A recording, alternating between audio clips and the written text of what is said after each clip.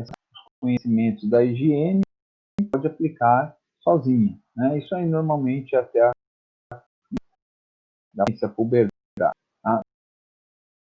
Basicamente, bom, é lógico, os exames pré-nupciais, né? Se você vai casar, vai morar junto, não importa, ou vai ter um filho, que o casal, tanto homem como mulher, façam necessário para verificar se eles são saudáveis, né? Então é o homem fazer um espermograma para verificar a quantidade de espermatozoides, né?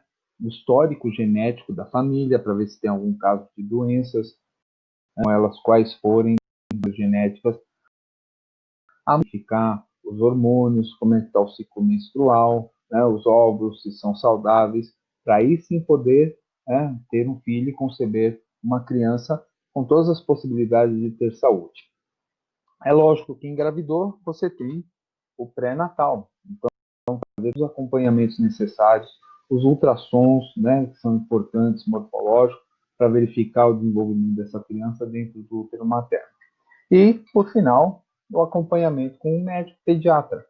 Esse acompanhamento é importante porque o médico vai falar das vacinas, vai falar da alimentação, vai fazer todo o desenvolvimento dessa criança, né, se ela está crescendo direito, peso, até o momento, né, está mais saudável, já está adulta e já consegue cuidar dela sozinha. Tudo bem? Então essa é a puericultura. O outro conceito importante é a eugenia. A eugenia, ela está relacionada com a genética. Então a eugenia são todos os meios subordinados a uma ação social que busca a melhoria da qualidade genética das gerações futuras. Então a eugenia busca melhorar o quê? Os indivíduos que ainda vão nascer. E para eu melhorar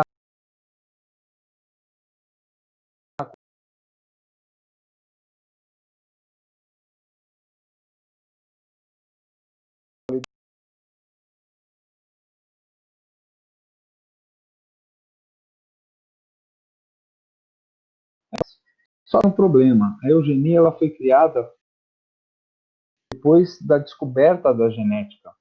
Então a genética estava engatinhando quando a eugenia foi proposta. E isso foi um problema. Por quê? Porque não se conhecia muito da genética. A genética tinha acabado de nascer praticamente. Então, a eugenia ela foi separada em aspectos positivos desse conceito e aspectos negativos. Quais são os aspectos positivos? Bom, primeiro, curso de noivo. Por incrível que pareça, existem cursos para quem vai casar.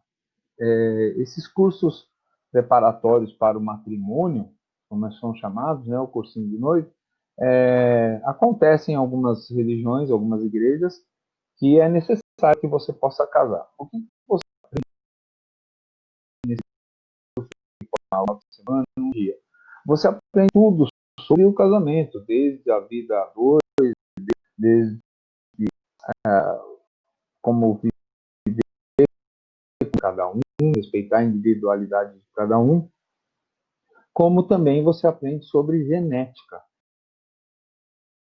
Aprende por características nos filhos, né, em regiões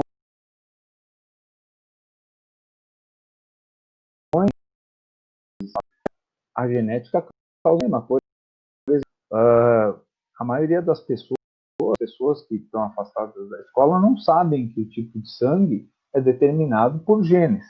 Então, é normal um casal, por exemplo, onde o marido é sangue tipo A, a mulher é sangue tipo B, a expectativa do filho ser ou A, ou B, ou AB.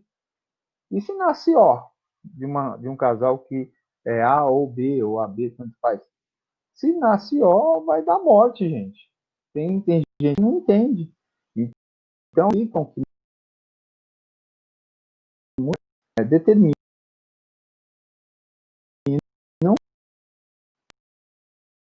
então, a parte da genética já mesmo antes de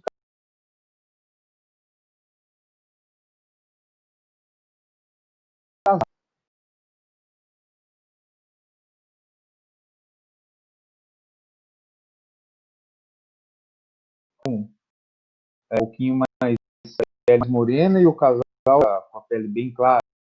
Então, isso é um problema. Então, aprender sobre genética nesses cursos preparatórios para o matrimônio é um ponto positivo da hoje.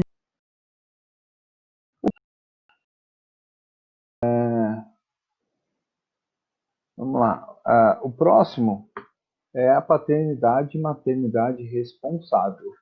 Então, já que vocês vão ter filhos, né, a responsabilidade de pai e mãe, né, cuidar desses filhos, ter um bom relacionamento com eles, né, o acompanhamento deve ser feito pelos dois, o trabalho com os filhos deve ser feito pelos dois, e não só um, e muito menos por avô, avó, tia, né?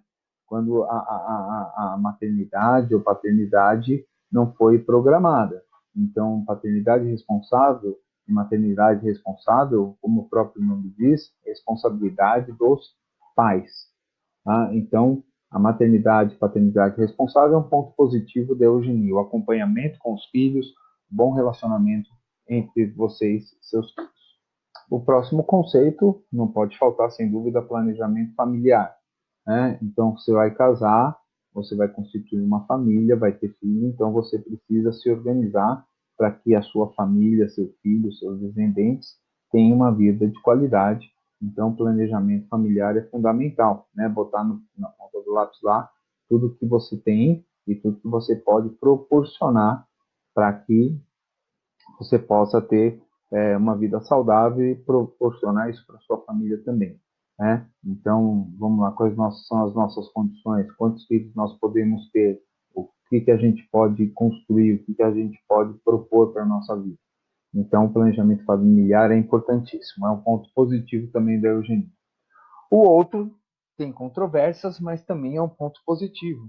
Olha lá, controle de imigração. Controlar a entrada de pessoas dentro de um país. Com essa pandemia, a gente está vendo isso acontecer, né, gente?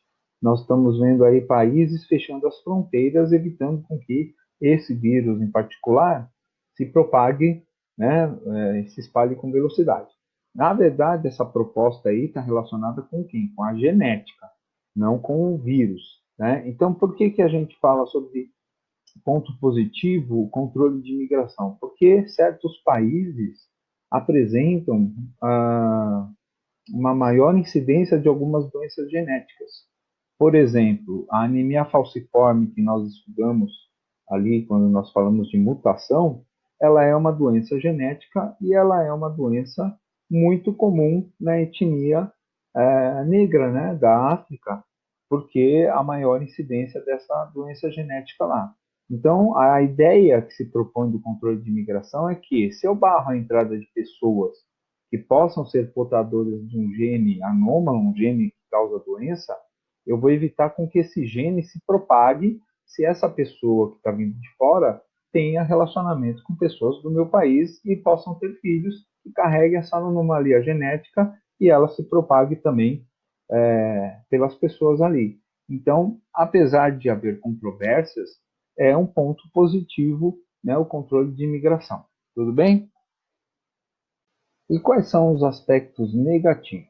Aonde a eugenia, o que ela propõe, é negativo para o indivíduo. Bom, como eu falei para vocês, a eugenia ela foi criada quando a genética estava engatinhando. Então não se sabia muito sobre a genética.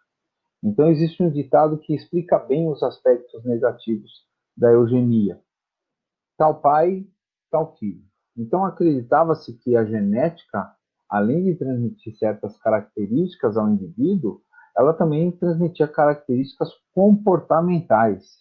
E hoje sabe-se que o comportamento não depende da genética, o comportamento depende da vida do indivíduo, como ele viveu a sua vida, como ele foi instruído, como ele foi criado.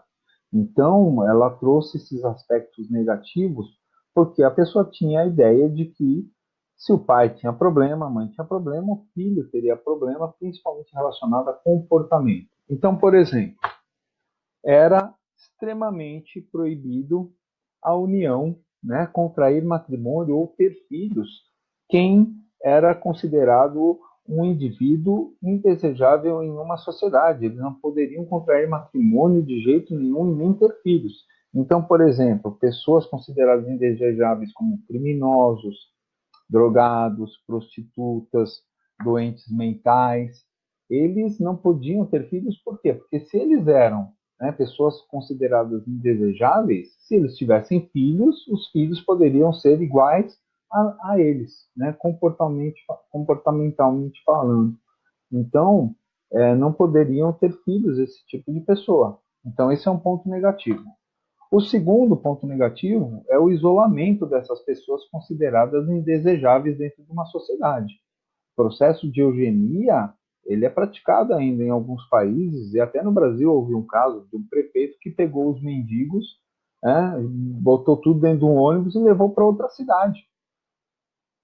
De repente, a cidade amanheceu sem mendigo e a cidade vizinha amanheceu com um triplo de mendigo, porque o prefeito pegou, botou todo mundo dentro do ônibus e levou embora. Eu isolo essas pessoas indesejáveis do meu meio. Né? Então, o isolamento dos indesejáveis também é um ponto negativo da eugenia. O outro ponto negativo é o controle de natalidade fiscalizado por órgãos governamentais. Então, eu vou controlar a quantidade de filhos que você pode ter. Nós temos aí a China, que é o melhor exemplo, onde até alguns anos atrás só podia ter um filho. Hoje, algumas famílias podem ter mais de um filho. O problema do controle da natalidade na China é que lá a mulher não tem vez, né? As oportunidades gerais são maiores para os homens. Então, muitos casais que podiam somente ter um filho, quando tinha uma menina, eles descartavam. Tinha gente que até matava ou colocava lá em lares de adoção, largava a criança em qualquer canto. Né? Ou se nascesse um menino com alguma deformidade, algum problema mental, eles também faziam a mesma coisa, porque lá só homem saudável é que tem maiores oportunidades. Então, controle de natalidade também é um ponto negativo. O outro ponto negativo é, bom, se você é uma pessoa que não tem, né, muito juízo, você é uma pessoa que causa problema, eu vou castrá-lo, esterilizar, castração sumária. Então, é fazer ali esterectomia nas mulheres, arrancar o útero, arrancar o ovário, arrancar os testículos dos homens, para que eles não tenham oportunidade de ter filhos e causar problema na minha sociedade. E o outro ponto negativo, bom, você é reincidente, você causa problema, já causou pena de morte. Eu vou eliminar você do meu ambiente. Então, exterminar de um jeito ou de outro. Então, muitos países praticam esse tipo de eugenia, né? Seja relacionado à religião, seja relacionado contra a política. Né? Países, principalmente do Oriente Médio, tem muito disso. Né?